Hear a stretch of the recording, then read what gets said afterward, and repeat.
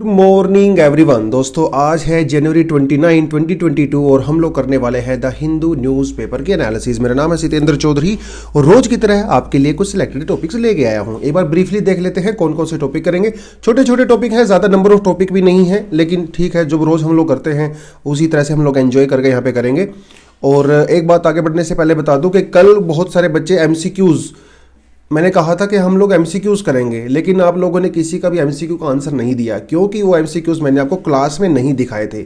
ये एमसीक्यू आपकी पीडीएफ के अंदर इंक्लूड थे और आप अगर उसको डिस्क्रिप्शन बॉक्स में जाके डाउनलोड करते हो तो वहां से आपको ये क्वेश्चंस मिल जाते जिनके आंसर्स मैं एक्सपेक्ट कर रहा था। कोई बात नहीं, बच्चों ने वो देखा नहीं होगा, करा नहीं होगा, कोई बात नहीं।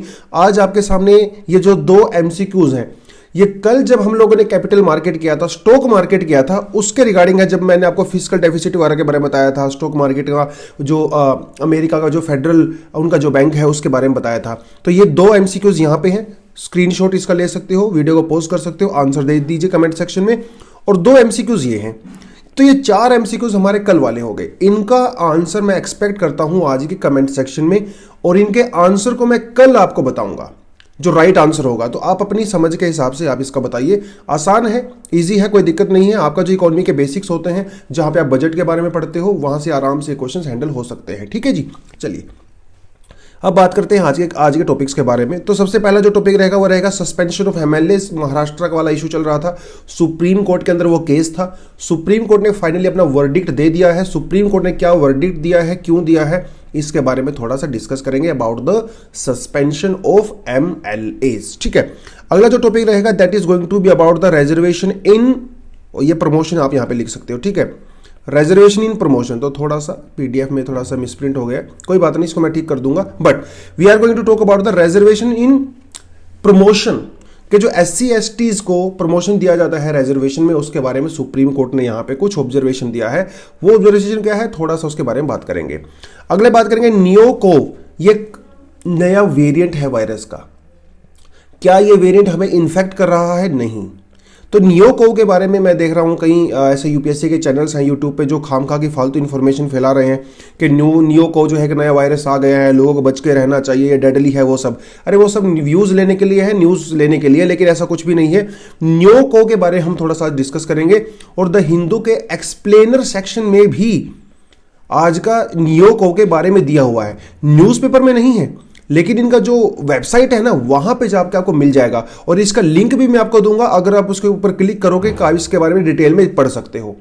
हम जो अपनी स्टडी करेंगे वो ज्यादातर हम लोग न्यूज़पेपर तक ही लिमिटेड रखेंगे। तो एक नई स्टडी हुई है वुहान लैब के अंदर। वुहान लैब के अंदर आपको पता है दुनिया की लगभग वन ऑफ द लार्जेस्ट जो वायरोलॉजिस्ट जो वहाँ पे हैं वो स्टडी करते हैं, रिसर्च करते हैं। तो उनकी एक ऑब्जर्वेशन है, इंपॉर्टेंट टॉपिक है, थोड़ा सा देखना रहेगा। उसके अलावा इंडिया और जो सेंट्रल एशियन रीजन है, तुर्कमेनिस्तान, अफगानिस्तान, जो कजाकिस्तान, किर्गिस्तान है ना, वो जो 5-6 नेशंस हैं, उनके बारे में, रिलेशन के बारे में एक छोटा सा आर्टिकल आया है आज। थोड़ा इसके बारे में देख लेंगे कौन कौन से चैलेंजेस हैं और क्या सोल्यूशन हम लोग निकाल सकते हैं। पीएम ने एड्रेस किया है एनसीसी को, नेशनल कैडेट कोर्प्स जो हमारे होते हैं, तो इसके बारे में थोड़ा सा जानेंगे। करंट अफेयर का टॉपिक रहेगा आपका। और उसके अलावा इलेक्टोरल बॉन्ड्स, बहुत पुराना टॉपिक है, बार बार इसको हम लोग डिस्कस कर चुके हैं। इलेक्टोरल रिफॉर्म्स को लेकर जीएस पेपर 2 से इसको कवर किया जाता है। आज एक नई डायमेंशन आपको बताऊंगा, हालांकि वैसे तो आपको ये पहले से पता ही है। देखिए कई बार ऐसा होता है ना कि देखिए आज हमारे पास ना बहुत अच्छे एडिटोरियल थे नहीं, टू बी ऑनेस्ट, न्यूज़पेपर में। तो जब अच्छे एडिटोरियल नहीं थे तो क्या कर सकते हैं ना। तो ये वाला तो एडिटोरियल जो है थोड़ा सा काफ़ी ज़्यादा क्रिटिकल है जुडिशरी का, तो मैंने सोचा इसको तो इंक्लूड ना ही करूँ, ठीक रहेगा। ये वाला आज हम लोगों ने इंक्लूड किया है, to the poll booth with no donor knowledge. ठीक है, तो इलेक्टोरल बॉन्ड्स के बारे में है। और यहाँ पे हम लोग इंडिया के जो सेंट्रल एशियन रीजन है उसके बारे में थोड़ा सा देखेंगे। तो बस ये दो टॉपिक हम लोग करेंगे फ्रॉम द एडिटोरियल सेक्शन। कुछ एमसीक्यूज भी मैंने इंक्लूड किए हैं about election commission of India. ये हम लोग बाद में एक स्लाइड आपको ऐड कर रखी है, वहाँ से आप इसको जाके देख सकते हो। चलिए ठीक है, डिसाइड करते हैं और शुरुआत करते हैं आज के न्यूज़पेपर की। तो आज हम लोग क्या करते हैं, आज के दिन क्या हुआ था। आज के दिन होने वाली है बीटिंग रिट्रीट सेरेमनी। पहले इसके बारे में हम लोग डिटेल में डिस्कस कर चुके हैं, तो कुछ नया नहीं बताऊंगा। देखिए 26 जनवरी को हम लोग रिपब्लिक डे मनाते हैं, तो उसके 3 दिन के बाद, कितने दिन के बाद, 3 दिन के बाद, याद रखना है। तो 29 ऑफ जनवरी को हम लोग मनाते हैं बीटिंग रिट्रीट सेरेमनी। बीटिंग का मतलब होता है ढोल बजाना, ड्रम बजाना, उसको पीटना बेसिकली, है ना। तो पीटेंगे तो आवाज आएगी, म्यूजिक आएगा, तो ढोल पीटने वाली सेरेमनी होती है ये। आपको मैं डिटेल में बता चुका हूँ। 1600 समथिंग में इसको स्टार्ट किया गया था यूएसए के अंदर, इंडिया में 1950 से लगातार चल रहा है। वो सारे मुद्दे पे हम लोग बात कर चुके हैं, कोई नया नहीं है। हाँ, इस बार ये थोड़ा सा कंट्रोवर्सी में था, वो बात तो है। कंट्रोवर्सी में इसलिए था, देखिए गांधी जी का एक हिम है अबाइड बाई मी, इसको लेके काफी चर्चा में था। सरकार ने क्या किया इस बार, देखिए जब बीटिंग रिट्रीट की सेरेमनी होती है, इसका जो समापन होता है, इसकी जो एंडिंग होती है, वो अबाइड बाई मी से की जाती है। एक हिम है, इंग्लिश हिम है, क्रिश्चियन हिम है, और गांधी जी का फेवरेट हिम हुआ करता था। आप इसको पढ़िए, बहुत शानदार है। तो इससे एंडिंग हुआ करती थी। इस बार सरकार ने क्या किया, इसको रिप्लेस कर दिया गया सारे जहां से अच्छा से। तो इस क्या बजेगा, सारे जहां से अच्छा हिंदुस्तान हमारा हमारा। अब यहाँ के लिए आपके मेरे पास एक क्वेश्चन है, अब ये बताइए कि सारे जहां जो है वो किसने लिखा था, ठीक है, who was the author of सारे जहां से अच्छा, एक तो आपने ये बताना है। तो अबाइड बाई मी को जब रिप्लेस कर दिया गया तो काफ़ी न्यूज़ में था, तो ये आपको मैं बता देता हूँ। स्कॉटलैंड के एक जो है एक पोइट हुआ करते थे जिनका नाम था हेनरी फ्रांसिस लायट। 1847 में इन्होंने ये लिखा था, और लगातार ये जब से शुरुआत हुई है इंडिया में उसको बजाया जा रहा था। 2020 में इसको खैर हटा दिया था, लेकिन फिर से इसको इंट्रोड्यूस कर दिया था। तो अबाइड बाई की, देखिए यूपीएससी में तो मुझे नहीं लगता कि पूछेगा आपसे ये क्वेश्चन, लेकिन अगर आप जो दूसरे वनडे एग्जाम्स देते हो तो definitely abide by with me के बारे में क्वेश्चन यहाँ से डेफिनेटली पूछा ही जाएगा। और जो ये रिट्रीटिंग सेरेमनी है, मिनिस्ट्री ऑफ डिफेंस के द्वारा इसको ऑर्गेनाइज करवाया जाता है। प्राइम मिनिस्टर होते हैं, सलामी लेते हैं, वो सारी की सारी चीज़ें। तो इसके बाद हमारा जो हफ्ते भर का लगभग जो रिपब्लिक डे का सेलिब्रेशन चलता है, वो बीटिंग रिट्रीट सेरेमनी के साथ खत्म हो जाता है। इसके बारे में पहले आपसे मैं कई बार क्वेश्चन पूछ चुका हूं, देखता हूं कितने बच्चों ने क्या। ये बताइए कि बीटिंग रिट्रीट सेरेमनी एक्चुअली होती कहां है। ये विजय चौक पे होती है, राष्ट्रपति भवन में होती है, कहां होती है, थोड़ा कमेंट सेक्शन में बताओगे तो बात का मजा ही आ जाएगा। चलिए, एमसीक्यूज तो मैंने आपको बता ही दिया है, आप इसको कर सकते हो। इकोनॉमी के एमसीक्यूज हैं, और मैं ज़्यादातर कोशिश करता हूँ इकोनॉमी के टॉपिक्स को लेने की, क्योंकि बच्चों का थोड़ा ना वीक पार्ट होता है, थोड़ा टफ रहता है, लेकिन धीरे धीरे करेंगे तो डेफिनेटली इजी भी लगने लगेगा। खैर, आगे बढ़ते हैं। सुप्रीम कोर्ट क्वैशिश, क्वैश का मतलब होता है उसको रद्दी में फेंक देना, उसको तोड़ना फोड़ना, मतलब उसको रिजेक्ट कर देना। बेसिकली क्वैश का मतलब ये होता है। Supreme court quashes a year's suspension of the 12 Maharashtra BJP MLAs. ये पूरा मामला क्या है, पहले इसके बारे में डिस्कस अच्छे से हम लोग कर चुके हैं। महाराष्ट्र में क्या हुआ था, महाराष्ट्र में की जो असेंबली है वहां पे कुछ एमएलएज वगैरह ने हुड़दंग मचाया था, प्रॉब्लम क्रिएट की थी, जिसकी वजह से महाराष्ट्र असेंबली के जो स्पीकर थे उन्होंने उनको सस्पेंड कर दिया था भैया 1 साल के लिए। तो 1 साल से वो लोग असेंबली में नहीं जा पा रहे हैं। ध्यान रखो, उनको सिर्फ सस्पेंड किया गया है, ठीक है, उनकी सीट वेकेंट नहीं हुई है। सीट वेकेंट होना is a different thing, suspend होना is a different thing. Suspend होने मतलब ये है कि वो सिर्फ असेंबली में नहीं जा सकते, उसके अलावा सारे काम कर सकते हैं अपनी कॉन्स्टिट्यूएंसी के अंदर, ठीक है। वेकेंट का मतलब होता है कि वहां पे आपको नया इलेक्शन करवाना पड़ेगा, क्योंकि कोई भी कॉन्स्टिट्यूएंसी जो है वो बिना रिप्रेजेंटेटिव के नहीं रह सकती। अब यहीं पे जो है मामला वो पूरा फंसा हुआ था, कोर्ट के अंदर मामला गया हुआ था। तो जो महाराष्ट्र की जो गवर्नमेंट है उनका आर्गुमेंट था कि सर देखिए, ये महाराष्ट्र की असेंबली का मामला है, तो पार्लियामेंट में या असेंबली में कुछ भी मामला होता है तो वहां पे जुडिशियल रिव्यू नहीं हो सकता, ऐसा उनका आर्गुमेंट था। इवन जो रूल 53 है महाराष्ट्र असेंबली रूल का, उनका भी ये कहना है कि भैया स्पीकर जो मर्जी करे, वो हाउस का मामला है, कोर्ट उसमें कुछ भी नहीं कर सकता। क्योंकि अगर कोई भी मेंबर ऑफ पार्लियामेंट या फिर मेंबर ऑफ लेजिस्लेटिव असेंबली, अगर वो हाउस से 60 दिनों से तक अब्सेंट रहता है बिना किसी परमिशन के, तो उसकी सीट को वेकेंट डिक्लेयर कर दिया जाता है। लेकिन यहां पे तो ऐसा कुछ हुआ ही नहीं, यहां पे तो ऐसा कुछ नहीं हुआ, उनको तो सस्पेंड किया गया है। तो सुप्रीम कोर्ट के अंदर ये आर्गुमेंट दिया गया कि देखिए भैया, कोई भी कॉन्स्टिट्यूएंसी बिना रिप्रेजेंटेटिव के नहीं रह सकती। भैया बिना रिप्रेजेंटेटिव के मतलब क्या है, फिर तो कोई डेमोक्रेसी ही नहीं है। What is the meaning of democracy? Democracy means representation of people, and who is going to represent the people? Only MLAs और एमपीज। और एमएलए और एमपीज को सस्पेंड करके आप क्या कोशिश कर रहे हो, क्या दिखाने की कोशिश कर रहे हो? आप तो यही बोल रहे हो ना कि यहां के लोगों को रिप्रेजेंट नहीं करेगा। तो भैया तो डेमोक्रेसी को डायरेक्ट वायलेशन है ना, खतरा है डेमोक्रेसी को। यही मामला जो है सुप्रीम कोर्ट में जब गया तो सुप्रीम कोर्ट ने कहा कि ये बिल्कुल सही बात है, एमएलएज को आप 1 सेशन से ज्यादा सस्पेंड नहीं कर सकते, ठीक है। नो, यू कैन नॉट सस्पेंड एमएलए और एमपी बियॉन्ड 1 सेशन। उसके बाद आपको उसको रिटेन करना ही पड़ेगा। 1 सेशन से ज्यादा करोगे तो दिस इज इलीगल, और इसीलिए जो 12 एमएलए का जो सस्पेंशन था हम इसको कैंसिल करते हैं, और इस तरह से उनको दोबारा से बहाल कर दिया गया। देखिए, हुड़दंग आपने मचाया, हरकत आपने वहां पे गलत की, वो तो मान लिया, लेकिन इसका मतलब ये थोड़ी है कि आप उसको साल 2 साल के लिए सस्पेंड कर दोगे। तो भैया क्या मतलब है इलेक्शन लड़ने का, क्या मतलब है? उनको लोग इलेक्ट करके वोटिंग करके आते हैं, वो लोगों को रिप्रेजेंट करते हैं, इस चीज़ का कोई मतलब नहीं रह जाता ना। तो सुप्रीम कोर्ट ने जो है इसी तरह की चीज़ों को यहाँ पे कहा। उन्होंने कहा कि ये रैशनल मेजर है बहुत ज़्यादा, और ये हमारे जो बेसिक डेमोक्रेटिक वैल्यू है उनके अगेंस्ट में जाता है। जो वहाँ के लोग हैं उनको डिप्राइव करता है अपने रिप्रेजेंटेशन से, और वहाँ के जो मेंबर ऑफ जो एमएलएज हैं उनको भी डिप्राइव करता है अपने राइट से, जो कॉन्स्टिट्यूशनल राइट उनको मिला है। उसके अलावा इन्होंने ये भी कहा सुप्रीम कोर्ट ने कि अगर इस चीज़ को कंटिन्यू रखेंगे तो सारे स्टेट में होने लगेगा, ये तो पार्लियामेंट में भी होने लगेगा। ऐसा हो सकता है ना। तो ऐसा हो सकता है कि जैसे मान लो वहां पे जो पावर में पार्टी है, मान लो उसके पास जो है वो आप ये मान लीजिए, मान लो उसके पास 150 सीट्स हैं, लेकिन अपोजिशन के पास जो है वो 148 सीट्स हैं। ऐसा हो सकता है ना कि बिल्कुल थिन माइनॉरिटी और थिन मेजोरिटी के साथ वो पावर में है। तो इस केस में वो क्या कर सकती है, अपने बिल को पास करवाने के लिए इनको सस्पेंड कर सकती है साल 2 साल के लिए, तो इनकी मेजोरिटी इंक्रीज हो सकती है। तो इसको बहुत सारे तरीके से इलीगल तरीके से मैनिपुलेट करने के लिए यूज भी किया जा सकता है। तो सुप्रीम कोर्ट ने कहा कि फ्यूचर में ऐसा ना हो, ठीक है, फ्यूचर में ऐसा ना हो, इसके लिए इसको अभी कैंसिल करना जरूरी है। इससे तो क्या होगा, इससे तो जो अपोजिशन है उसकी जो एबिलिटी है वो पूरी तरह से क्रिपल हो जाएगी। तो भैया तो पार्लियामेंट में सवाल कौन उठाएगा जब आप अपोजिशन को ही सस्पेंड कर दोगे, है ना। तो ये पूरे का पूरा उन्होंने इस चीज को सुना, और इन्होंने कहा कि ये भी कहा कि suspension is worse than the disqualification, इससे बड़े तो डिस्क्वालीफाई कर दीजिए, कम से कम नया इलेक्शन तो होगा, नया इलेक्शन होगा तो कुछ ना कोई नया इलेक्ट होकर आदमी आएगा। सस्पेंशन में ना तो नया इलेक्शन हो पा रहा है, ना ही उनकी आवाज उठा पा रहे हैं वो लोग अपनी, तो ये तो बड़ा खतरनाक है। तो इन 12 महाराष्ट्र के एमएलएस थे, इनको जो है दोबारा से रिटेन कर दिया गया है बाय सुप्रीम कोर्ट, और इनके सस्पेंशन को कैंसिल कर दिया गया है, ठीक है। Even representation of people act जो 1951 है, ये भी कहता है अगर 6 महीने से ज्यादा वैकेंसी रहती है तो वहां पे बाई इलेक्शन करवाना जरूरी है।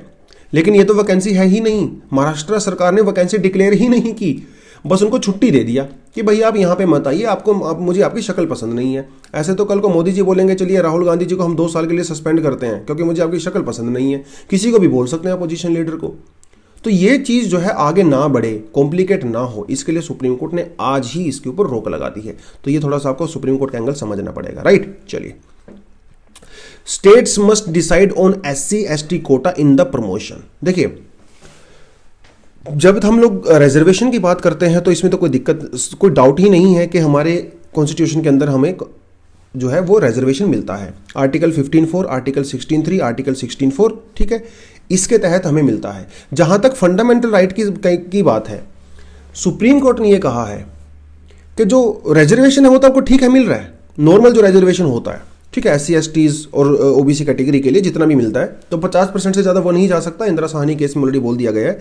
लेकिन जहां तक रिजर्वेशन इन प्रमोशन की बात है, सुप्रीम कोर्ट ने कहा कि रिजर्वेशन जो प्रमोशन है वो फंडामेंटल राइट नहीं है, ये एक एनेबलिंग राइट है। एनेबलिंग राइट का मतलब ये होता है कि अगर स्टेट को लगता है कि जो बैकवर्ड सेक्शन है उसको प्रमोशन मिलना चाहिए, प्रमोशन में वो दे, अगर नहीं लगता तो ना दे।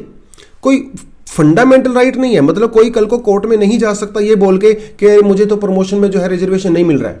भैया, जब आपने जॉब की एंट्री किया था, जब आपने एग्जाम दिया था, तब आपको प्रमोशन मिल गया था। अब प्रमोशन में अगर आपको रिजर्वेशन मिले या ना मिले वो सेंटर की मर्जी है, ये थोड़ा सा आपको यहाँ पे समझना पड़ेगा। और ये प्रोविजन तो खैर आपको पहले से पता ही होंगे। तो ये जहाँ पर हम उसकी बात करते हैं, promotion in reservation in promotion की बात करते हैं, उसको लेके ही सुप्रीम कोर्ट का ये मुद्दा था।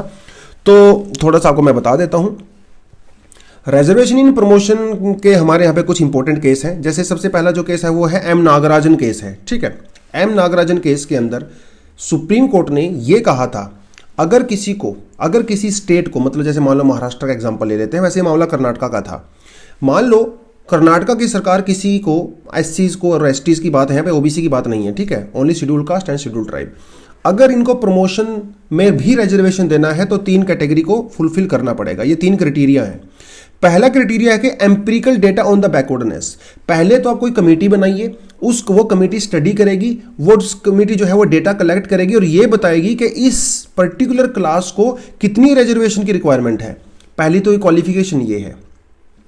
दूसरी क्वालिफिकेशन है कि empirical data on the इनएडिक्वेट representation, कि आप ये बताइए कि क्या ये जो पर्टिकुलर कास्ट है, एससी और एसटी कास्ट है, इसकी रिप्रेजेंटेशन प्रॉपर है कि नहीं है। अगर नहीं है तो फिर उसको प्रमोशन हम लोग नहीं देंगे। देखिए ज्वाइनिंग में तो मिलेगा, ज्वाइनिंग में दिक्कत नहीं है, थोड़ा समझिए इस बात को। जब एससी एसटी कैटेगरी में रिजर्वेशन दिया जाता है ज्वाइनिंग के समय, गवर्नमेंट जॉब जब मिलती है उस समय कोई दिक्कत नहीं है। दिक्कत है प्रमोशन के समय में, कि प्रमोशन में रिजर्वेशन मिले कि ना मिले, उसके लिए जो है क्वालिफिकेशन होना जरूरी है। तीसरी क्वालिफिकेशन है इंपैक्ट ऑन एफिशिएंसी। तो वो जो कमीशन बनाया जाएगी, कमेटी बनाई जाएगी, वो ये भी स्टडी करेगी कि अगर हम लोग प्रमोशन में रिजर्वेशन देते हैं तो क्या इससे क्वालिटी पे इंपैक्ट पड़ता है कि नहीं पड़ता है। अगर क्वालिटी पे इंपैक्ट पड़ता है तो नहीं देनी है, अगर अगर नहीं पड़ता है तो देनी है, अगर इंपैक्ट पड़ता है क्वालिटी पे तो रिजर्वेशन मत दो। ये स्टेट का अपना मामला है। अब इन तीनों चीजों को लेकर दोबारा से सुप्रीम कोर्ट के अंदर फाइल किया गया, जिसे जर्नैल सिंह केस कहते हैं। जर्नैल सिंह केस ने ये कहा कि जो आपकी पहले वाली ये जो पहले वाली रिक्वायरमेंट है, इसकी जरूरत नहीं है। अगर एक बार किसी कास्ट को एससी और एसटी डिक्लेयर कर दिया जाता है तो बार बार आपको डेटा और स्टडी करने की जरूरत नहीं है कि वो बैकवर्ड है कि नहीं है। एक बार जब उसको एससी एसटी डिक्लेयर कर दिया गया तो इसका मतलब वो बैकवर्ड है, उसको रिजर्वेशन मिलेगा, तो इसके बारे में सवाल पैदा नहीं होता। हाँ, ये जो सेकंड और थर्ड क्वालिफिकेशन है ये अभी भी है। Are getting this point. अब इसी को लेकर पूरा मामला घूम रहा था। कर्नाटका की सरकार ने जो है अपने वहाँ पे कर्नाटका में बिल पेश किया। उन्होंने कहा कि हम तो प्रमोशन में देंगे। देखिए प्रमोशन में थोड़ा सा क्या होता है, आपको वैसे मैं एंगल बता देता हूँ। मैं भी कोई कानून का बहुत बड़ा जानकार नहीं, थोड़ी बहुत नॉलेज है उसी से बता देता हूँ। देखिए क्या होता है, मान लो किसी डिपार्टमेंट के अंदर जो है वो गवर्नमेंट डिपार्टमेंट के अंदर 100 सीट्स हैं, ठीक है। इन 100 सीट्स में से आप ये मान के चलिए कि हो सकता है यहाँ पे जो 15 सीट हैं वो जनरल कैटेगरी के लिए हैं, ठीक है। और यहाँ पे जो है 15 सीट, 30 सीट जो है वो 30 सीट्स यहाँ पे जो मान के चलिए वो एससी और एसटी कैटेगरी के लिए हैं, ठीक है। ये पूरे का पूरा मामला है। अब ये जो 15 जनरल कैटेगरी वाले हैं ये तो फुलफिल हो गई, लेकिन जो 30 एससी और एसटी कैटेगरी की जो सीट्स हैं, मान लो इसमें से सिर्फ 15 सीट ही फिल हुई, हो सकता है ना, होता भी है। तो इसका मतलब 15 सीटें अभी खाली पड़ी हुई हैं इस कैटेगरी में।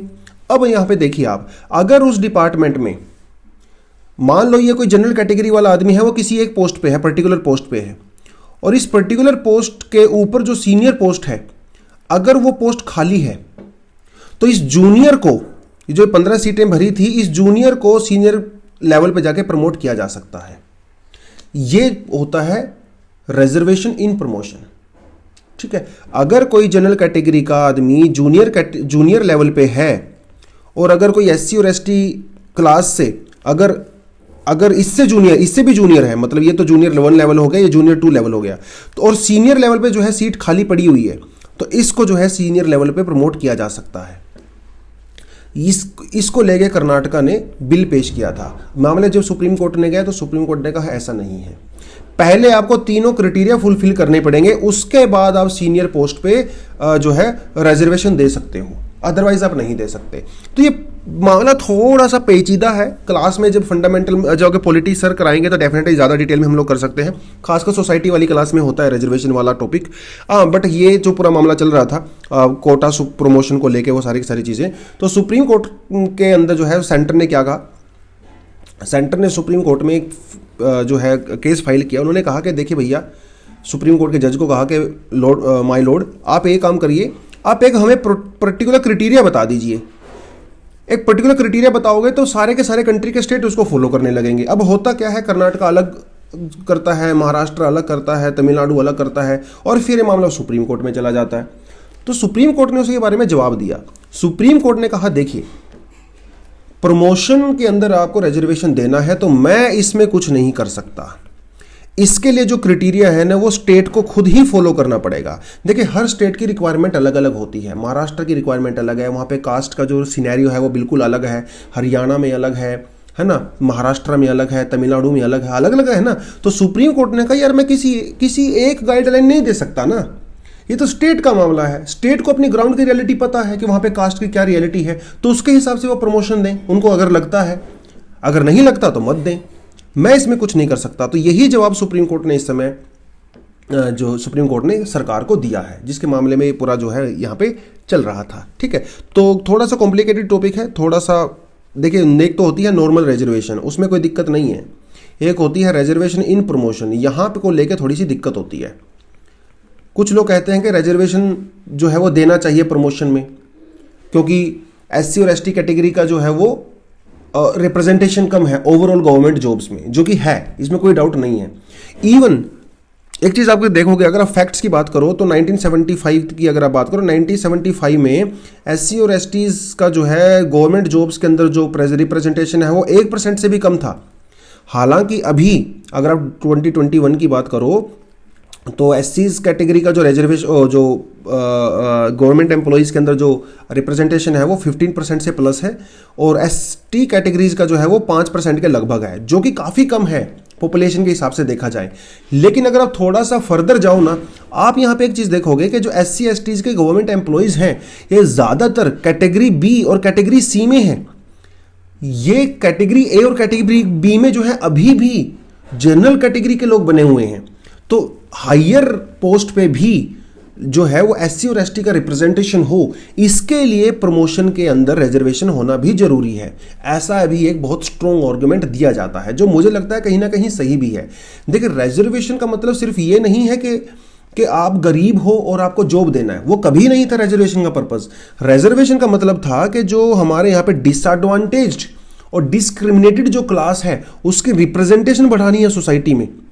तो कास्ट को दिया जाता है रिप्रेजेंटेशन के लिए, रादर देन द कोई रिजर्वेशन कोई पॉवर्टी एलिवेशन प्रोग्राम नहीं है, गरीबी हटाओ प्रोग्राम नहीं है, ये बैकवर्डनेस हटाओ प्रोग्राम हो सकता है, आप इसको इस तरह से कह सकते हो। तो रिप्रेजेंटेशन बढ़ानी है, तो और ये रिप्रेजेंटेशन सिर्फ लोअर लेवल पे ही नहीं, ये हायर लेवल पे भी बढ़ानी है गवर्नमेंट डिपार्टमेंट्स में।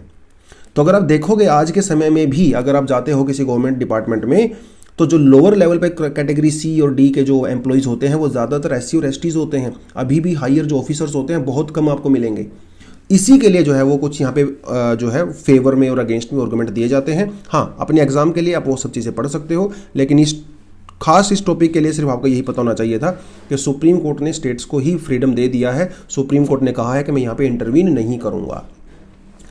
बड़ा टॉपिक है, मतलब 2-3 घंटे का टॉपिक है क्लास में डिस्कस करने के लिए, तो 5 मिनट में तो इतना सही डिस्कस हो सकता है भैया, ठीक है, चलिए। लेकिन आगे बढ़ने से पहले मैं एक चीज़ देख रहा हूँ कि बहुत सारे बच्चे एनालिसिस देखने के लिए आते हैं, कमेंट भी अच्छे खासे करते हैं, बहुत बढ़िया, पार्टिसिपेशन आप करना शुरू कर दिया है आपने, ऐसा जारी रखिए। लेकिन वीडियो को लाइक ज़रूर किया करो और दोस्तों के साथ शेयर किया करो, ठीक है। शेयर करने में बिल्कुल भी आलस नहीं करना है, क्योंकि ज्ञान जितना शेयर करोगे उतना ही बढ़ेगा, ठीक है। शेयर करना है, लेजीनेस नहीं दिखानी है यहाँ पे। जितना शेयरिंग इज केयरिंग, लाइक किया करो वीडियो को, दोस्तों के साथ शेयर किया करो और भर भर के कमेंट किया करो। अरे कम से कम एक थैंक यू वाला कमेंट तो सब लोग कर ही सकते हो ना, और नहीं तो कुछ। तो जितनी भी देर आपको 5-10 मिनट आपके एफर्ट के लिए थैंक यू बोल दो। देखिए, समझ में आए या ना आए वो एक अलग बात है, चीज़ें एकदम से दिमाग में घुसेंगी नहीं, over a period of time 2-4 महीने 6 महीने में चीज़ें समझ में आने लगती हैं।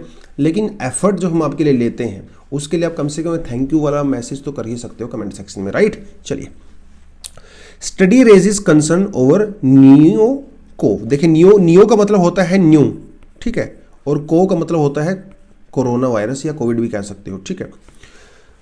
कोरोना वायरस दोस्तों कोई एक वायरस नहीं है, ठीक है। कोरोना वायरस जो है एक फैमिली है वायरसेस की, ठीक है। उस फैमिली में से अभी जो SARS-2 है वो चल रहा है इस समय, ठीक है। और इसकी जो है टोटल जितने भी कोरोना वायरस होते हैं सभी को अलग अलग कैटेगरी में रखा जाता है, अल्फा, बीटा, गामा और डेल्टा। अब ये फैमिली है पूरी कोरोना वायरस की, जिसमें से एक से तो अभी हम लोग गुजर ही रहे हैं। एक और फैमिली है जिसे कहा जाता है नियोको। थोड़ा सा आपको देखिए चीज़ बता देता हूँ। जैसे मान लो यहाँ पे ये वायरस है, कोरोना वायरस है, ठीक है, SARS-CoV-2 मतलब हम लोग बात कर सकते हैं, SARS-CoV-2 है, और ये है ह्यूमन सेल। तो हमारा जो ह्यूमन सेल होता है, मतलब हमारी जो कोशिकाएं होती हैं, उसकी कोशिकाओं की जो सेल्स होते हैं उनके ऊपर ये रिसेप्टर लगे होते हैं, जिसे कहते हैं ACE2 रिसेप्टर। इसके बारे में तो यूपीएससी में इस बार क्वेश्चन भी पूछा लिया है ना।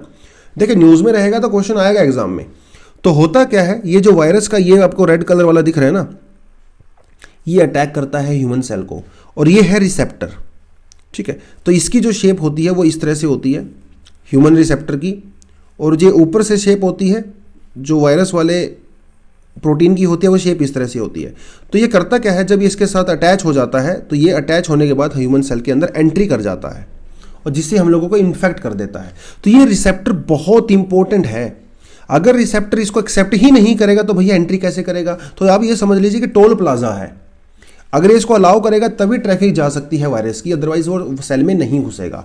और अगर जब तक वायरस सेल में नहीं एंट्री करता है तब तक वो डेड होता है। एंट्री करने के बाद वो अपने आप को रिप्रोड्यूस करता है। ये तो छोटी सी चीज़ आपको खैर पहले से पता ही था। अब आप एक चीज़ को देखिए, जितने भी कोरोना वायरस होते हैं सभी का जो स्ट्रक्चर होता है ना वो लगभग सिमिलर ही होता है। लगभग सिमिलर का मतलब ये नहीं है कि बिल्कुल सिमिलर होता है, तो हल्के फुल्के चेंज होते हैं इनके अंदर, हल्के फुल्के चेंज होते हैं।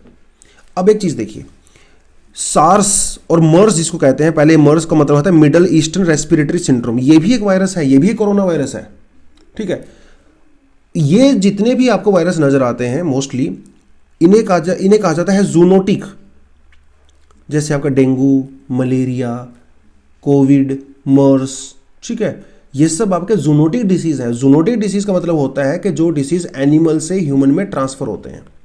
ठीक है, बहुत सारे ऐसे होते हैं जो ट्रांसफर हो जाते हैं और बहुत सारे ऐसे होते हैं जो ट्रांसफर नहीं हो पाते हैं। ऐसा ही एक वायरस है जिसे कहा गया है नियोकोव। इसकी 85% जो प्रॉपर्टीज है वो मर्स के साथ सिमिलर है, बिल्कुल सिमिलर है।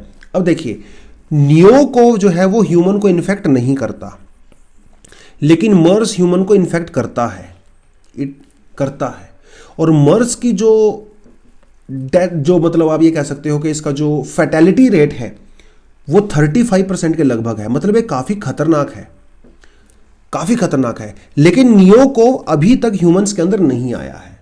तो वुहान की लैब में एक रिसर्च की गई, उन्होंने कहा अगर नियोकोव के अंदर एक मॉलिक्यूल भी चेंज हो गया, एक मॉलिक्यूल, तो ये ह्यूमन के अंदर एंट्री कर सकता है। लेकिन नेचुरली अभी तक ऐसा हुआ नहीं। लेकिन अगर लैब के अंदर अगर नियोकोव का एक मॉलिक्यूल भी आपने चेंज कर दिया तो मर्स की तरह रिएक्ट कर सकता है। आप समझ नहीं रहे इस बात को, बहुत ही बड़ी बात है ये। आप एक चीज को देखिए, एक तरफ है मर्स और एक तरफ है नियोकोव। नियोकोव अभी इंसानों में नहीं आया है, लेकिन मर्स इंसानों में आ चुका है।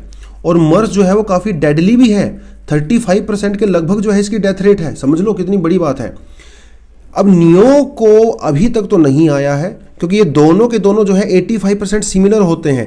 लेकिन अगर नियोकोव का लेबोरेटरी में जाके हम लोगों ने एक मॉलिक्यूल भी चेंज कर दिया तो ये मर्स के जैसे बिहेव कर सकता है और ये ह्यूमंस में भी एंट्री कर सकता है। ऐसा किसने कहा है? ऐसा कहा है वुहान लैब के अंदर जो रिसर्च हुई है। ये बस पूरे का पूरा मामला है। अब इसको लेके बहुत सारे कोचिंग इंस्टीट्यूशन के अंदर आर्टिकल्स मैं देख रहा हूँ, यूट्यूब पे उनकी वीडियोस देख रहा हूँ, व्यूज़ बढ़ाने के लिए खामखा लोगों को डराने के लिए क्या कर रहे हैं, वो कह रहे हैं कि नियोकोव एक नया वायरस आ गया है, बच के रहो, ये बहुत डेडली है, ये है वो है, डरा रहे हैं लोगों को। लेकिन वायरस तो ये है, ठीक है, और ये कोई ऐसा नया भी नहीं है। 2011 में ही इसको डिस्कवर कर लिया गया था और ये बैट्स के अंदर ही पाया जाता है, ठीक है, चमगादड़ जो होते हैं उनके अंदर ही पाया जाता है। लेकिन अभी तक कोई भी केस नहीं आया कि नियोकोव ने ह्यूमंस को इंपैक्ट किया हो, क्योंकि नियोकोव का जो प्रोटीन होता है ना वो ACE2 के साथ अटैच ही नहीं हो पाता। हमारा जो ACE2 रिसेप्टर है वो इसको एक्सेप्ट ही नहीं करता है। लेकिन हो सकता है अगर लैब के अंदर आप इसको चेंज करो तो आपको एक्सेप्ट करे, ऐसी भी पॉसिबिलिटी है। लेकिन अभी तक तो ऐसा नहीं हुआ और मुझे नहीं लगता कोई भी कंट्री लैब में जानबूझ के ये सब करेगी, है ना, तो वो पॉसिबिलिटी यहाँ पे नजर नहीं आती है। खैर, छोटा सा मामला, तो आपको थोड़ा सा ध्यान रखने की जरूरत है। अगले जो मामला बनता है दोस्तों, जो टॉपिक है हमारा वो है सेंट्रल एशियन रीजन को लेके। You know very well, central Asian region की जब हम लोग बात करते हैं, ठीक है, तो हम लोग जैसे हमारे यहाँ पे तुर्कमेनिस्तान है, ताजिकिस्तान है ना, उज़्बेकिस्तान, किर्गिस्तान, ये सब सेंट्रल एशियन रीजन्स हैं। अब यहाँ पे मोदी जी ने सबमिट भी किया, क्योंकि वैसे देखे जो हमारे रिपब्लिक डे पे इनको आना था लेकिन वो नहीं आ पाए बिकॉज ऑफ द कोविड। लेकिन हम लोगों ने मीटिंग किया है, राइट, और मीटिंग करने के बाद हम लोगों ने बहुत सारे मुद्दों पे यहाँ पे डिस्कस किया है, इसमें तो कोई डाउट है नहीं, राइट, डिस्कशन तो करेंगे ही। वीडियो कॉन्फ्रेंसिंग किया था कल मोदी जी ने उनके साथ। तो इंडिया के सेंट्रल एशियन रीजन के साथ कोई, देखिए, कल्चरल रिलेशन तो अच्छे खासे हैं लेकिन ट्रेड हमारा रिलेशन नहीं है। वहाँ पे इंडिया का सिर्फ $2 बिलियन का ही ट्रेड होता है, वहीं चाइना का $40 बिलियन का ट्रेड होता है। और चाइना 2030 तक इसको 80 बिलियन करने के टारगेट में है। और इवन चाइना का जो बेल्ट एंड रोड इनिशिएटिव है उसके थ्रू चाइना ने यहाँ पे बहुत सारे इंफ्रास्ट्रक्चर प्रोजेक्ट्स भी लगाए हुए हैं। तो अगर इंडिया और चाइना के कंपैरिजन में बात करें तो डेफिनेटली चाइना बहुत आगे है। लेकिन और इंडिया यहाँ पे क्यों नहीं इतना ट्रेड कर पा रहा है, क्या समस्याएं आ रही हैं? समस्या के बारे में थोड़ा डिस्कस कर लेते हैं, एग्जाम में पूछ सकता है। आराम से यहां से क्वेश्चन बन सकता है एग्जाम में। वो सिंपल सा क्वेश्चन आपसे पूछ सकता है, discuss the relation between India and the Central Asian countries, discuss the problems faced by India in Central Asian countries and suggest some solutions. आसानी सा सिंपल सा क्वेश्चन पूछ सकता है। तो क्या क्या प्रॉब्लम है? सबसे बड़ी बात है भैया lack of access to the land routes. ठीक है, जहाज वगैरह से आप जा सकते हो, कोई दिक्कत नहीं है फ्लाइट लेके, लेकिन लैंड रूट जो है वो हम लोगों का नहीं है। और जो ट्रेड होगा भैया वो तो लैंड से ही होगा, या तो ट्रेन से होगा या फिर वो ट्रक वगैरह से होगा। अब हवाई जहाज से तो आप ज़्यादा ट्रेड कर नहीं सकते, वो तो बहुत कॉस्टली होता है। तो सबसे बड़ी बात है यहाँ पे एक्सेस की, हम लोग एक्सेस नहीं कर पा रहे हैं। और एक्सेस अगर आपको करना है, वो कहाँ से जाना पड़ेगा? आपको पाकिस्तान से जाना पड़ेगा, और पाकिस्तान हमको अलाउ करता नहीं है। सबसे बड़ी प्रॉब्लम ये है। तो पाकिस्तान अगर अलाउ कर देना तो समस्या ही सॉल्व हो जाएंगी। ठीक है, और अफगानिस्तान की समस्या भी है, क्योंकि यहाँ पे अभी आ गया है तालिबान, और तालिबान के साथ भी इंडिया के रिलेशन कैसे हैं वो आपको पहले से अच्छे से पता है। ये मैप में थोड़ा कंफ्यूज मत होना, ये देखिए गूगल पे इसी तरह का मैप दिया जाता है, लेकिन जब हम लोग इंडिया की बात करते हैं तो यहाँ से आप इसको ऐसे कर सकते हो, और ये अक्साई चीन वाला पार्ट पूरा इंडिया का है। बट अनफॉर्चुनेटली वो लोग गूगल पे जो है इंडिया का मैप ऐसा ही दिखाते हैं, तो थोड़ा सा इमोशनल मत होना इस बारे में। ठीक है, कोई बात नहीं, हम लोग को टॉपिक को समझने से मतलब है फिलहाल के लिए। तो ये तो सबसे बड़ी समस्या है कि हमारे पास लैंड एक्सेस नहीं है। ठीक है, सिचुएशन इन अफगानिस्तान तालिबान को लेके वैसे ही बहुत कॉम्प्लिकेटेड है, ट्रेड भी हमारा बहुत कम है, और पाकिस्तान हमको अलाउ नहीं करता। तो ये तो है प्रॉब्लम्स, जिसकी वजह से इंडिया जो है सेंट्रल एशियन रीजन में ट्रेड अच्छे से नहीं कर पा रहा है। अब सॉल्यूशन क्या है इंडिया के पास? तो जब समस्या है तो समाधान भी होगा। समाधान देखिए क्या क्या हो सकता है कि हम लोग चबाहर जो पोर्ट है, ठीक है, अपने इसको इंप्रूव करें। देखिए ईरान के अंदर जो है ये यहाँ है चबाहर पोर्ट, तो और ये है इधर इंडिया, तो हम लोग मुंबई से चबाहर पोर्ट जा सकते हैं। ठीक है, चबाहर पोर्ट से हम लोग क्या कर सकते हैं, उसके बाद हम लोग ईरान से होते हुए अफगानिस्तान में एंट्री कर सकते हैं। अफगानिस्तान से होते हुए फिर हम लोग सेंट्रल एशियन कंट्रीज में जा सकते हैं। एक तो ये सिंपल सा रूट है, समझ रहे हो? तो ये भैया आ गया यहाँ पे आपका चबाहर, कहाँ गया? ये रहा चबाहर, अरे भाई आजा, ये रहा चबाहर। तो मुंबई से आप चबाहर में पहुँचिए। ठीक है, चबाहर में जो है ईरान से क्रॉस करते हुए अफगानिस्तान में एंट्री कीजिए।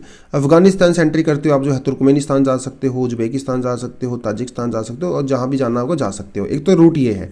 दूसरा रूट ये भी हो सकता है कि चबाहर पे आप जाइए, चबाहर से जो है पूरा ईरान को क्रॉस कीजिए फ्रॉम साउथ टू नॉर्थ, यहाँ से जो है तुर्कमेनिस्तान के अंदर एंट्री कीजिए, और जहाँ आपको जाना है वो जा सकते हो। तो ये एक रूट हो सकता है।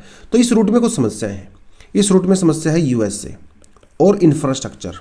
अगर इंडिया को चबाहर पोर्ट का यूज़ करके इनको एक्सेस करना है तो सबसे बड़ी बात यह है कि बहुत बड़ा रेल प्रोजेक्ट इंडिया को लगाना पड़ेगा from south of Iran to the north of Iran, जो अपने आप में बहुत कॉस्टली हो जाएगा। इंडिया इसको अफोर्ड नहीं कर पाता है। दूसरी चीज़ है यूएसए अगर इंडिया इस तरह के प्रोजेक्ट ईरान के अंदर लेगा तो यूएसए इंडिया के ऊपर सैंक्शंस लगा सकता है, क्योंकि यूएसए और ईरान का आपस में पंगा चलता है। तो उस चक्कर में हम लोग ईरान के साथ दोस्ती नहीं कर पा रहे हैं। सबसे बड़ा रीजन यूएसए भी है यहाँ पे। तो ये कुछ समस्याएं हैं कि हम लोग चबाहर को पूरी तरह से एक्सप्लॉइट नहीं कर पा रहे हैं। तो और सोल्यूशन क्या हो सकता है? एक सोल्यूशन हो सकता है Russia Iran international south north transport corridor. ये क्या बीमारी है देखिए बता देता हूं। ये कॉरिडोर है, तो ये आपका आ गया यहाँ पे मॉस्को। तो मॉस्को से लेके ईरान के पोर्ट बंदर अब्बास तक एक रेलवे लाइन है। ठीक है, रेलवे लाइन भी है और रोडवे लाइन भी है। तो अगर इसके बीच में ट्रेड करना है तो इस तरह से किया जा सकता है। तो इंडिया इससे क्या बेनिफिट उठा सकता है? इंडिया मुंबई से डायरेक्ट बंदर अब्बास तक जा सकता है, और बंदर अब्बास से होते हुए इसी रूट का यूज करके वो सेंट्रल एशियन कंट्री के अंदर एंट्री मार सकता है। एक तो ये तरीका भी है, लेकिन ये तरीका भी इतना आसान नहीं है। ठीक है, क्योंकि ये जो प्रोजेक्ट है नॉर्थ साउथ ट्रांसपोर्ट कॉरिडोर, इसमें उज्बेकिस्तान और तुर्कमेनिस्तान इसका पार्ट नहीं है। तो सीधी सी बात है भैया, यहाँ पे हमें एक्सेस मिल नहीं सकती, और यूएसए वाला एंगल तो हमेशा चलेगा ही साथ, साइड बाय साइड।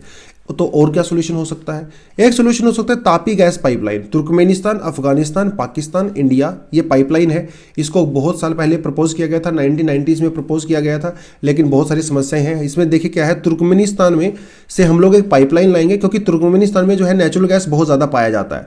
तो यहाँ से एक पाइपलाइन हम लोग अफगानिस्तान से होते हुए फिर पाकिस्तान से होते हुए और इंडिया के फजिल्का से फिर आप दिल्ली लेके जहाँ मर्जी जाना आप उसको लेके जा सकते हो। तो एक गैस पाइपलाइन है ये, जो कि 1990s में इसको प्रपोज किया गया था। थोड़ी बहुत कंस्ट्रक्शन भी इस पे हो गया है अभी, लेकिन वो सिर्फ तुर्कमेनिस्तान में हुआ है। अफगानिस्तान में तो अभी तालिबान भी आ गया, वो सारी समस्याएं, सिक्योरिटी प्रॉब्लम्स हैं। पाकिस्तान और इंडिया की अलग से समस्याएं चल ही रही हैं। तो ये जो सुनने में तो बड़ा अच्छा लग रहा है, तापी गैस पाइपलाइन, लेकिन बहुत समय से ठंडे बस्ते में गया हुआ है। 2018 में इसका कंस्ट्रक्शन पूरा हो गया तुर्कमेनिस्तान के अंदर, लेकिन अफगानिस्तान और पाकिस्तान कब जाके पूरा होगा अगले 20, 30, 50 साल में पता नहीं। तो ये समस्या भी यहाँ पे है, और अफगानिस्तान के साथ हम लोग डायरेक्टली डील नहीं कर सकते। तो प्रॉब्लम है और प्रॉब्लम का सॉल्यूशन भी है, लेकिन ये सॉल्यूशन जो है वो इफेक्टिव नहीं है। तो इस समय सेंट्रल एशियन रीजन को लेके इंडिया काफ़ी ज़्यादा कन्फ्यूजन में है। तो करें क्या? लैंड से आप वहाँ पे जा नहीं सकते, दुनिया भर की समस्याएं हैं। एयर से अगर आप जाते हो तो वहाँ एयर से आप ट्रेड नहीं कर सकते, राइट। एयर से जो है आप ह्यूमंस को लेके जा सकते हो, ठीक है, अभी थोड़ा बिजनेस मीटिंग वगैरह कर सकते हो, टूरिज्म के लिए जा सकते हो, लेकिन ट्रेड बहुत ज़्यादा कॉस्टली हो जाता है एयर रूट के थ्रू। तो समस्याएं हैं, समाधान है, लेकिन अगर सरकार चाहे तो कुछ ना कुछ पाकिस्तान के साथ बातचीत करके, तालिबान के साथ बातचीत करके इसको इम्प्रूव किया जा सकता है, लेकिन सरकार अभी उसके मोड में भी नहीं है। खैर, आगे बढ़ते हैं। Youth of the country can boost vocal for local campaign. तो मोदी जी जो है वो नेशनल कैडेट कॉर्प को संबोधित कर रहे थे, ठीक है। उनको करते हुए उन्होंने बहुत बढ़िया बढ़िया बातें बोली कि जो ये देखिए नेशनल कैडेट कॉर्प क्या है, आपको पहले से पता ही है। जो आप में से भी बहुत सारे लोगों ने एनसीसी किया होगा स्कूल में, है ना। हम लोगों ने एनसीसी किया था स्कूल में, कुछ लोगों ने कॉलेज में किया होगा, यूनिवर्सिटी में किया होगा। तो एनसीसी जो है एक यूथ विंग होता है हमारी आर्म फोर्सेस का, तीनों का होता है, आर्मी का भी होता है, नेवी का भी होता है, एयरफोर्स का भी होता है। यूथ विंग होता है, स्कूल और कॉलेज के बच्चों को इसमें ट्रेनिंग दी जाती है, और ये पूरी तरह से वॉलंटरी होता है, मैंडेटरी नहीं होता है, ठीक है। आपका मन करे तो करिए, नहीं करे ना तो ना करिए। बेसिक आपको ट्रेनिंग दी जाती है थोड़ी बहुत, ठीक है, आपको ट्रेनिंग दी जाती है, और ये कोई लायबिलिटी नहीं है। मतलब ऐसा नहीं है कि आपको सर्विस ज्वाइन करनी ही करनी है, आपकी मर्जी है, करिए मत करिए, ठीक है, बाद में अगर आपको जरूरत पड़ती है तो। खैर 1965 और 1971 के जब वॉर हुए थे तो एनसीसी ने बहुत ज़बरदस्त काम किया था, ठीक है। वहाँ पे मेंटेन करना है, सामान पहुँचाना है, लड़ाई में नहीं, ठीक है, बॉर्डर पे नहीं गए थे, लेकिन उससे पीछे जो भी जो हेल्प करनी होती है, एनसीसी की काफ़ी हेल्प लिया गया था।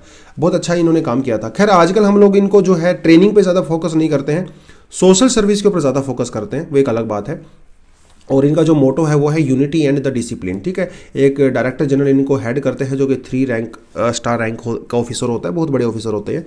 तो ये जो थोड़ा एनसीसी के बारे में आपको पता होना चाहिए। तो मोदी जी ने कोई अच्छी अच्छी बड़ी बड़ी बातें, जैसा कि आपको पता ही है कि हमारे लीडर्स बोलते ही हैं कि बच्चों नशा नहीं करना है, अगर आपके एरिया में नशा कोई करता है तो उसको रिपोर्ट करना है ना। ये तो इस तरह की बड़ी बड़ी बातें बोली है। तो लेट्स होप के कुछ बच्चे इंस्पायर होंगे और इस तरह की चीज़ें नहीं करेंगे और ना ही दूसरों को करने देंगे। तो थोड़ा एनसीसी के बारे में आपको हल्का फुल्का पता होना चाहिए, ठीक है।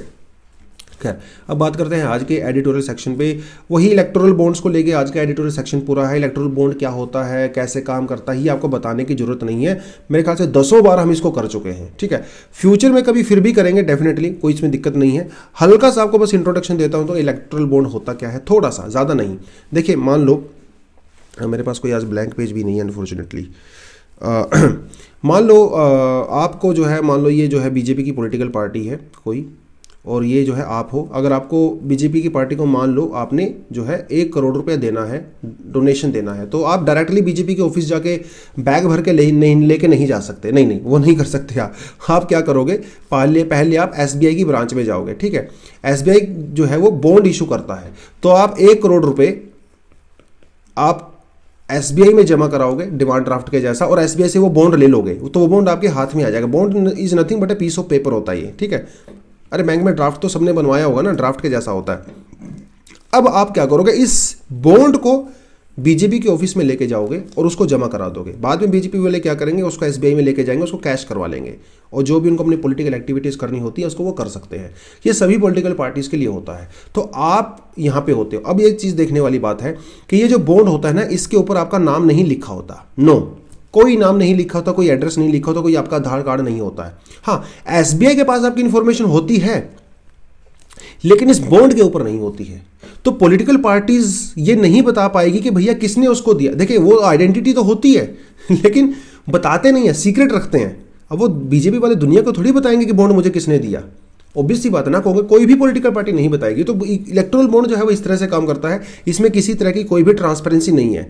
अब मान लो आप यहाँ पे वोटर हो, ठीक है, आप यहाँ पे वोटर हो और इलेक्शन का समय है, आप जानना चाहते हो किस पॉलिटिकल पार्टी को कितना डोनेशन मिला है और किससे मिला है। आपको कैसे पता चलेगा? आपको नहीं पता चल सकता, क्योंकि भैया बॉन्ड के ऊपर तो किसी का नाम ही नहीं है, और बीजेपी वाले कभी बताएंगे नहीं, ना ही कांग्रेस वाले, मतलब कोई भी नहीं बताएगा कि किसने मुझे पैसा दिया। तो ये जो ट्रांसपेरेंसी है ही नहीं, और भैया डेमोक्रेसी की तो बैकबोन ही होती है ट्रांसपेरेंसी। तो जब वोटर को खुद पता ही नहीं चलेगा तो भैया वो अपने कॉन्स्टिट्यूशनल राइट्स को कैसे एक्सरसाइज करेगा, सोचने की बात है। तो इलेक्टोरल बॉन्ड बहुत ज़्यादा कंट्रोवर्सी में रहा है। सुप्रीम कोर्ट में भी इसको लेके कई बार केसेस फाइल किए जा चुके हैं, PIL फाइल की जा चुकी है, लेकिन सुप्रीम कोर्ट ने भी हम लोगों को लगभग डिसअपॉइंट ही किया है, क्योंकि सुप्रीम कोर्ट ने माना है कि ये जो इलेक्टोरल बॉन्ड स्कीम है वो फिलहाल के लिए कंटिन्यू रहनी चाहिए, फ्यूचर में क्या होगा वो एक अलग बात है। तो अगर आपको जानना है कि किसने डोनेट किया था, वो कैसे कर सकते हो, उसका एक तरीका है। उसका तरीका है कि आप कंपनी की वेबसाइट पे जाइए, ठीक है। मान लो आपने यहाँ पे मान लो रिलायंस की कंपनी, आपको जानना है कि रिलायंस ने किस पॉलिटिकल पार्टी को कितना डोनेशन दिया है। आप रिलायंस कंपनी के वेबसाइट पे जाइए, वहाँ की जो इनकी एनुअल जो बजट होता है, मतलब हर कंपनी की बैलेंस शीट होती है, आप उस बैलेंस शीट में जाइए। उस बैलेंस शीट में बहुत सारे सेक्शंस होते हैं, उन किसी एक सेक्शन में पकड़िए और उस सेक्शन की लिस्ट में जितने भी नाम हैं आप उनको पढ़िए, और बीच में कहीं आपको पता चलेगा कि अच्छा इन्होंने बीजेपी वाली को भी डोनेशन दिया है, इन्होंने कांग्रेस को भी दिया है, ठीक है।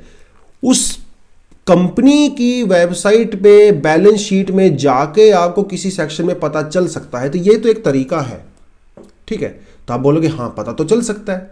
अब यहाँ पे एंगल ये है कि कंपनीज को ये इंफॉर्मेशन देना मैंडेटरी नहीं है। तो भैया कंपनी पागल थोड़ी है इंफॉर्मेशन देंगी कि सबको पता चल जाएगा हमने कांग्रेस को या समाजवादी पार्टी को कितना पैसा दिया है, ठीक है। और सोच के देखिए, आम आदमी जो वोटर है वो थोड़ी वेबसाइट पे जाएगा, उसको क्या पता, इलिटरेट है बेचारा, वो अवेयर ही नहीं है, उसको इंटरनेट नहीं चलाने आता है, उसको वो कंपनी की वेबसाइट पे जाके थोड़ी ये सारी इन्फॉर्मेशन निकालेगा। तो ये जो सारी की सारी चीज़ें हैं ना, बेसिकली ये पागल बनाने के लिए बनाई गई हैं आम जनता को, ठीक है। गवर्नमेंट का क्या कहना है? गवर्नमेंट का कहना है कि भैया देखिए, वोटर्स के पास फंडामेंटल राइट नहीं है पॉलिटिकल पार्टीज को फंडिंग को जानने का, और क्योंकि ये फंडामेंटल राइट नहीं है इसीलिए मैं इसको बताऊं या ना बताऊं वो मेरी मर्जी है। ऐसा सरकार का आर्गुमेंट है, और मतलब सिर्फ इस सरकार का नहीं, ये सारी पॉलिटिकल पार्टीज का ही आर्गुमेंट है। उन्होंने कहा कि जो पॉलिटिकल पार्टीज होती है वो पब्लिक एंटिटी नहीं होती हैं, इसलिए वो राइट टू इन्फॉर्मेशन के अंदर नहीं आती हैं। तो जब वो राइट टू इन्फॉर्मेशन के अंदर आती ही नहीं तो इन्फॉर्मेशन कैसे लोगे? सरकार का यह भी कहना है कि ये जो इलेक्टोरल बॉन्ड स्कीम है वो ब्लैक मनी को टारगेट करती है। अब आज तक वो ये नहीं बता पाए कि कैसे करती है, लेकिन कैसे करती है ये पता नहीं। अब देखिए, अब टेबल के नीचे से तो पहले भी पैसा चलता था, वो तो अभी भी चलता है, ठीक है। पहले लोग क्या करते थे, कंपनीज वाले वो बैंकों कंपनी पॉलिटिकल पार्टीज वगैरह को पैसा डायरेक्टली दे देते थे, अभी वो बॉन्ड के थ्रू आते हैं। तो सरकार का कहना है क्योंकि ये बॉन्ड के थ्रू आते हैं इसलिए सारी की सारी वाइट बनी है, क्योंकि हमें इसका सोर्स पता है।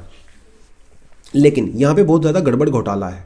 गड़बड़ घोटाला ऐसा होता है कि ये जो मान लो रिलायंस कोई कंपनी है, वो डायरेक्टली किसी कंपनी को पार्टी को पैसा ना देके वो क्या करते हैं, अपनी शेल कंपनीज ओपन कर लेती हैं, है ना। वो शेल कंपनी के थ्रू बीजेपी को या किसी पॉलिटिकल पार्टी को पैसा देती हैं। तो आपको कैसे पता चलेगा? नहीं पता चल सकता। तो ब्लैक मनी तो अभी भी जनरेट हो रही है, और वो ब्लैक मनी व्हाइट के थ्रू होकर फिर भी वो पार्टीज को जा रही है। तो ये चीज़ें बिल्कुल भी नहीं रुकी हैं। तो इस आर्टिकल के अंदर यही आर्गुमेंट दिया गया है कि देखो भैया, ये सुप्रीम कोर्ट, अब इसका सोल्यूशन क्या है? पॉलिटिकल पार्टीज तो सोल्यूशन नहीं निकालेंगे, ये तो ऑब्वियस सी बात है ना। पॉलिटिकल पार्टीज अपने पैर पे कुल्हाड़ी थोड़ी मारेंगी जनता को बता के कि मुझे किसने जो है वो वोट पैसा दिया है, किसने नहीं दिया है। ये अभी जो पूरे का पूरा ये मामला फंसता है, ये कोर्ट के पास ही जाएगा। सुप्रीम कोर्ट के ही यहाँ पे कुछ ना कुछ सॉल्यूशन निकालने की ज़रूरत है। तो इस आर्टिकल के अंदर यही सुप्रीम कोर्ट को अपील की गई है कि साहब आप जल्दी से जल्दी की सुनवाई कीजिए, मामले को समझिए, गंभीरता को समझिए मामले की, और डेमोक्रेसी को अगर सिक्योर करना है लॉन्ग टर्म के लिए तो आप इसको जो है अनकॉन्स्टिट्यूशनल डिक्लेयर कर दीजिए, और पॉलिटिकल पार्टीज आरटीआई के अंदर भी आनी चाहिए, ठीक है। ऐसा कुछ इसके अंदर सॉल्यूशन बताया गया है। तो कंक्रीट सॉल्यूशन नहीं है बेसिकली, क्योंकि सुप्रीम कोर्ट भी इस मामले में अभी काफ़ी ढीला ढाला काम ही कर रहा है। तो वो सारी चीज़ें हैं। तो इलेक्शन कमीशन ऑफ इंडिया ने भी इस चीज़ को सपोर्ट बिल्कुल भी नहीं किया। इवन जब 2018 में बॉन्ड्स, इलेक्ट्रल बॉन्ड को इंट्रोड्यूस किया गया था, उस समय रिजर्व बैंक ऑफ इंडिया ने भी इसको अपोज किया था बेसिकली, फिर भी सरकार मानी नहीं और उन्होंने इसको कर दिया। तो इलेक्शन कमीशन ऑफ इंडिया को लेकर कुछ MCQs हमारे पास हैं, ठीक है। Who has the authority to decide the event of the dispute election the president of India को लेकर अगर डिस्प्यूट हो जाता है तो कौन इसमें काम करेगा, ठीक है, थोड़ा बताना है आपको। What is not one of the main duties of the election commission of India, इनमें से कौन सी इलेक्शन कमीशन ऑफ इंडिया की ड्यूटी नहीं है, ध्यान रखना, ठीक है। The member of the election commission of India include, इसमें कौन कौन से मेंबर होते हैं। व्हाट इज द टेन्योर कार्यकाल of the chief election commission of India, तो ये आपको बताना है। या वे सारे के सारे क्वेश्चन लक्ष्मीकांत से उठाए हैं मैंने, और वहाँ से आराम से इसका आप हैंडल भी कर सकते हो। तो ये तो 4-5 क्वेश्चन हो गए आपके इलेक्शन कमीशन ऑफ इंडिया को लेके, और 4 क्वेश्चन हमारे इकोनॉमी सेक्शन से हो गए, जिसको हम लोग कल थोड़ा थोड़ा डिस्कस कर सकते हैं। आपके सामने क्वेश्चन है, डिस्क्रिप्शन बॉक्स में आप जाओगे, इस PDF को पूरा डाउनलोड कर सकते हो, वहाँ से आप इन क्वेश्चन को भी हैंडल कर सकते हो। चलिए दोस्तों, आज के लिए इतना ही। आई होप आपको ठीक ठाक लगा होगा, लेकिन वीडियो को लाइक जरूर किया करो यार, और शेयर किया करो दोस्तों के साथ। टेस्ट सीरीज मन करे, अगर आप 2020 के लिए सीरियस, 2022 के लिए सीरियस कैंडिडेट हो, फिर तो आप इसको जरूर ज्वाइन कीजिए, बहुत ज़्यादा हेल्प करेगा ये आपकी, ठीक है। और मेंटरशिप प्रोग्राम भी ले सकते हो, फैकल्टी से एक्सपीरियंस्ड जो लोग हैं उनके साथ डायरेक्टली 1-to-1 आप बात कर सकते हो। चलिए दोस्तों, आज के लिए इतना ही। Thank you very much, all the best and